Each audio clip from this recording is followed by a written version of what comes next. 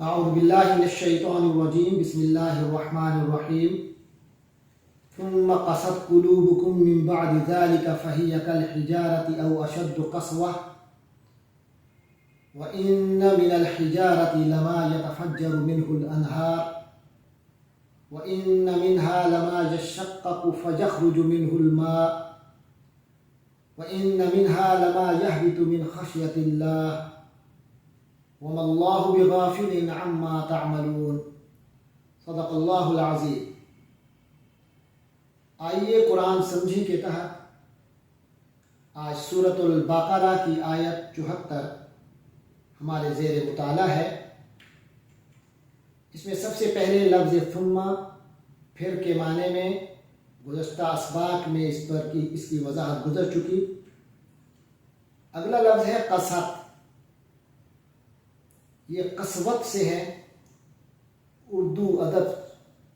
سے جو لوگ کا مطالعہ کرتے ہیں انہیں معلوم ہے کہ قسوت کے معنی سختی کے ہیں۔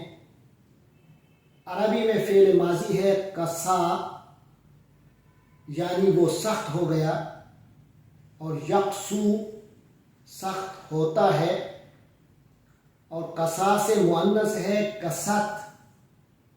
وہ سخت ہو گئی۔ فرمایا ثم قست، قلوب قلب کی جمع ہے، قلب کے معنی دل کے ہیں،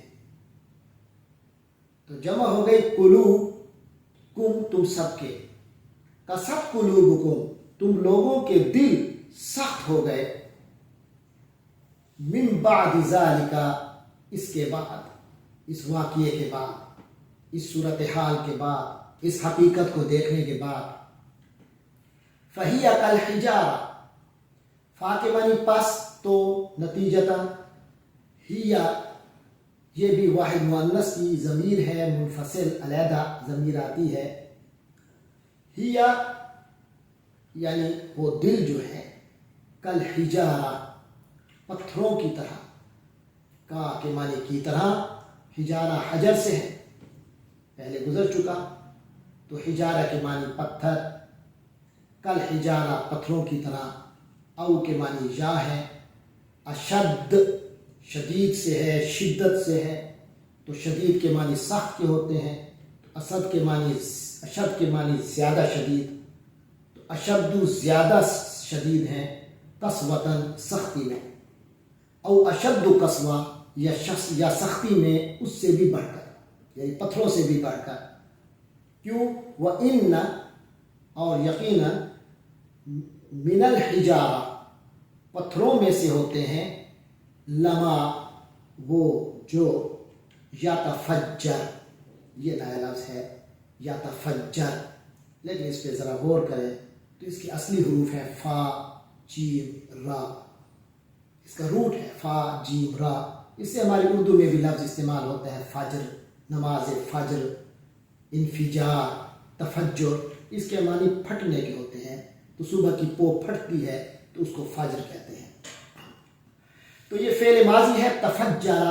وہ پھٹا، اس میں سے کچھ نکلا، یا تفجر پھوٹ نکلتا ہے، لما یا تفجر وہ جو پھوٹ نکلتے ہیں، منہ اس سے، الانہار، الانہار نہر کی جمع ہے، اور نہر کی جمعنی نہر کے بھی آتے ہیں، تو انہار یعنی نہریں۔ وَإِنَّ مِنْهَا لَمَا، یہ الفاظ گزر چکے، اور یقیناً اس میں سے ہے لما وہ جو، یشقق، یہ انشقاق سے ہے، شق سے ہے، دل شق ہو جاتا ہے، اس کی آواز سے دل پھٹ جاتے ہیں، شق ہو جاتے ہیں، شقاق کا لفظ بھی اسی سے ہے، اس کے معنی پھٹنے کے، انشقاق۔ تو یشقق تشقق سے، یا تشقق ہوا، وہ یشقق ہوا ایک اپنے خاص انداز سے، تو اس کے معنی ہے کہ پھٹ جاتے ہیں۔ فَيَخْرُجُ ان میں چیر پڑ جاتا ہے، فَيَخْرُجُ تو نکلتے ہیں، خارجہ سے، خروج کے معنی نکلنا، خارجہ وہ نکلا، یخرج وہ نکلتا ہے، فَيَخْرُجُ تو نتیجے میں نکلتا ہے، منہ اس میں سے، الماء پانی۔ وَإِنَّ مِنْهَا لَمَا پھر آ رہا ہے، دوبارہ آ رہا ہے، اور بے شک ان میں سے ہیں جو یہبط، اب یہ یہبط کا لفظ پہلی بار آ رہا ہے ہمارے سبق میں، اس میں حبوط کا لفظ آتا ہے، ہابطا، ہابط، ہابطا یحبطو، ہابطا کے معنی وہ گر گیا، یحبطو وہ گرتا ہے، من خشیت اللہ، اللہ کی خشیت سے، اللہ کے ڈر سے۔ وَمَا اللَّهُ، وا کے معنی اور، ما کے معنی نہیں، اللہ ہے، بغافل، اللہ ایسا نہیں ہے کہ غافل، پہلی بار آیا ہے لیکن یہ لفظ ہم جانتے ہیں غفلت سے ہے، تو غفلت والے کو غافل کہتے ہیں۔ تو وَمَا اللَّهُ بِغَافِلٍ، اللہ غافل تو نہیں ہے، بے خبر تو نہیں ہے، عَمَّا، یہ بھی پہلے گزر چکا، ان اور ما سے مشتق ہے، ان کے معنی کے بارے میں، ما جو، عَمَّا اس کے بارے میں جو، تعملون تم سب کام کرتے ہو، عاملہ اس نے کام کیا، یعملو وہ کام کرتا ہے، تعملو تم کام کرتے ہو، عمل کرتے ہو، تعملون تم سب عمل کرتے ہو، اما تعملون اس کے بارے میں جو تم سب کر رہے ہو، وَمَا اللَّهُ بِغَافِلٍ اللہ اس کے بارے میں غافل نہیں ہے۔ یہ تھی الفاظ کی وضاحت۔ اب ہم آیت کے مفہوم کو سمجھنے کی کوشش کرتے ہیں۔ فرمایا ثُمَّ قَسَتْ قُلُوبُكُم مِّن بَعْدِ ذَلِكَ، یعنی وہ جو واقعہ ہوا جو گائے کے حوالے سے تھا، تمہارے اندر ایک بندہ فوت ہوا، تم نے چاہا کہ اس کے بارے میں پتہ کیا جائے کہ کس نے اسے قتل کیا ہے، تو اللہ نے ایک طریقہ بتایا کہ ہم،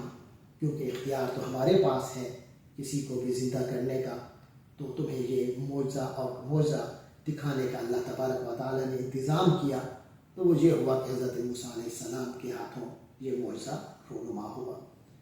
تمہیں کہہ دیا گیا کہ تم یہ گوشت کا ٹکڑا ایک گائے ذبح کرو، اور اس کے گوشت کا ٹکڑا ایک خاص انداز میں اس کو مس کرو، جو وہاں جو مقتول ہے تو اس سے وہ خود اٹھ جائے گا، زندہ ہو کر تمہیں بتا دے گا۔